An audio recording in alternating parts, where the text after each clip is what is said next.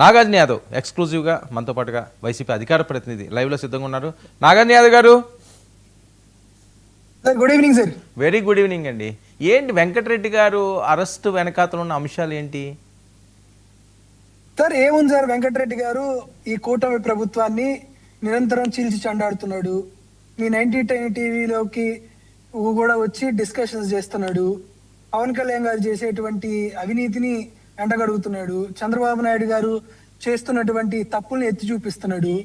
తద్వారా ఆయన్ని ఏ విధంగా కొంచెం మ్యూట్ చేయాలా, ఏ విధంగా ఆయన ఇబ్బందులు పెట్టాలి, ఏ విధంగా ఆయన భయభ్రాంతులకు గురి చేయాలి, తద్వారా ఈ కూటమి ప్రభుత్వం పైన ఎవరైనా ప్రజాస్వామ్యయుతంగా ఏదైనా 4 మాటలు మాట్లాడితే వారిని అణిచివేయాలి అనేటువంటి ఒక నియంతపూరితమైనటువంటి ధోరణి. ఈ ధోరణిలోనే నాగార్జున యాదవ్ పైన 9 కేసులు పెట్టారు. పాపం ఈసారి వెంకటరెడ్డి వంతు వచ్చింది కాబట్టి నాకు తెలిసి వెంకటరెడ్డి పైన ఇది 3వ కేసు అనుకుంటా ఈ ప్రభుత్వం వచ్చిన తర్వాత.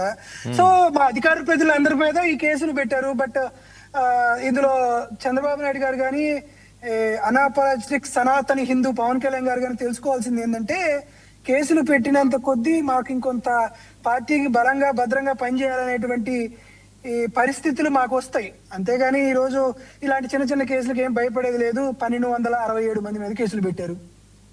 దీంతో 1268 మంది కేసులు అవుతుంది. కాదు నాగార్జున, మీ మీద కూడా 9 కేసులు ఉన్నాయా? మీకు నోటీసులు రావడం, అరెస్టు అవి ఉన్నాయా? 9 ఫస్ట్ అరెస్ట్ నాదే. జూన్ 4 వచ్చింది. జూన్ 5 నా పైన దాడి చేశారు. నాకు తెలిసి జూలై 14వ తేదీ నేను కుప్పం పోలీసులు అరెస్ట్ చేశారు. తర్వాత